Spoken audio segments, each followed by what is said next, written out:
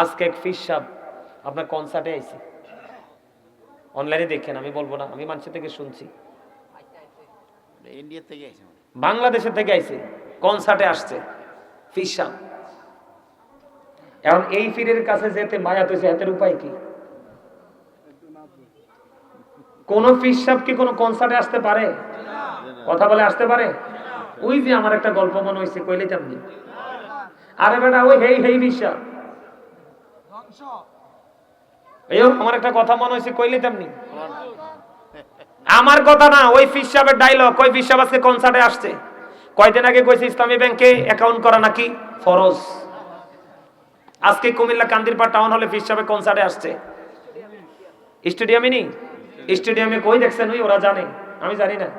আমি আমি আমি শুনছি ক হুজুর, ক হুজুর কই যাবো আমরা? আমি তো কি হয়েছে? কয় ফিস সাহেব তো কনসার্টে আইছে। আমি তো দোতা মিস্ত্রির কাছে গেলে তো ঘর উঠবে না।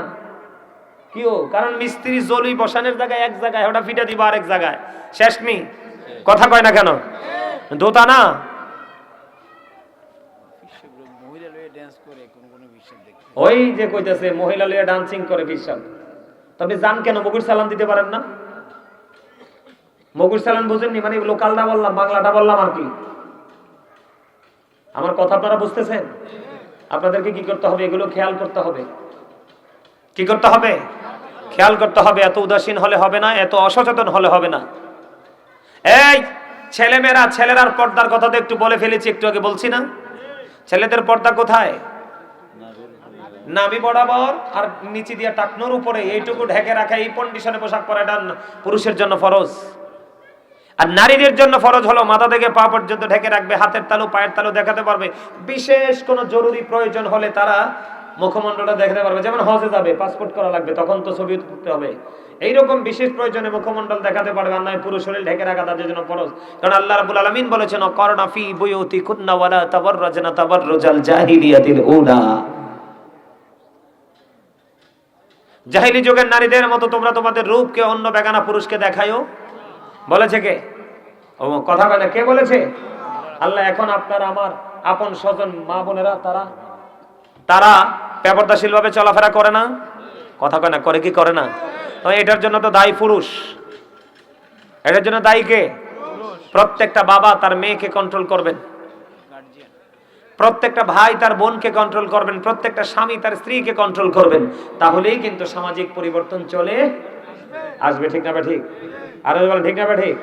আমার নবীকে যখন দেবর সম্পর্কে প্রশ্ন করা হলো, আমার নবী বলেছেন, একটা নারী তার দেবরের সাথে দেখা করার চাইতে মৃত্যু অনেক বেটার। নাউজুবিল্লাহ বলেন। সম্মানিত উপস্থিতি, আমার নবীজির দরবারে দুইজন মহিলা উপস্থিত ছিলেন। ঠিক এই মুহূর্তে উম্মে মাকতুমের পুত্র আব্দুল্লাহ নবীজির দরবারের দিকে আসতেছে। মাইমুনা সহ নবীজির দরবারে উপস্থিত ছিলেন। আব্দুল্লাহ যখন আসতেছে, নবীজি বলছেন, তোমরা এখান থেকে আত্মগোপন করো। কি করো? তার মানে এখান থেকে প্রস্থান করো, চলে যাও। কেন? আব্দুল্লাহ আসতেছে। ইয়া রাসূলুল্লাহ, আব্দুল্লাহ কি অন্ধ নয়? আমার নবীজি বললেন, আব্দুল্লাহ অন্ধ, তোমরা তো অন্ধ না। পর্দাটা কত সেনসিটিভ খেয়াল করছেন নি?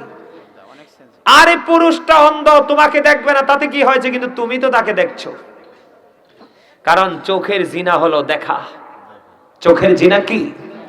দেখা। আপনাকে আমাকে কি হতে হবে? সাবধান হতে হবে, আপনাকে আমাকে অ্যালার্ট হতে হবে। আমার কথা কি বুঝতে পেরেছেন? আপনার আমার সমাজের মধ্যে কিছু মহিলা আছে, তাদেরকে বলা হয় মর্দা মহিলা। কি মহিলা? মর্দা মহিলা। এরা মর্দা মহিলার মানে কি বুঝবেন না? মর্দা মহিলা তারা পুরুষের মতো পোশাক পরে, পুরুষের মতো চলাফেরা করে। কি করে? পুরুষের মতো চলাফেরা করে, তারা পুরুষের মতো বিচরণ করে। আমার নবীজি বলেছেন, ওরা হলো মর্দা মহিলা। তাদের জন্য জাহান্নাম বরাদ্দ, এবং জাহান্নামের মধ্যে তাদের জন্য একটা খাবার বরাদ্দ, যেটার নাম হলো তিনাতুল খাবার। ইয়া রাসূলুল্লাহ, তিনাতুল খাবারটা কি? আমার নবী বলেছেন, জাহান্নামের নিংরানো পচা রক্ত, পুজ অথবা ঘাম। এটা খাইতে দেওয়া হবে, কিন্তু ওনাকে খেতেও হবে। দুঃখজনক হলেও সত্য, লা ইয়ামুতু, people will not die that day. মানুষ মরতে পারবে না। আল্লাহ বলেছেন ফিহা ওয়ালা ইয়াহইয়া, people will not be able to live, দেখতে মানুষ সেদিন বাঁচতেও পারবে না। আল্লাহ বলেছেন আমা হুম আনহা বিগাইবিন, people will not be able to escape, দেখতে মানুষ সেদিন সেখান থেকে পালাতেও পারবে না। বাজারের সুযোগ নাই, মরার সুযোগ নাই।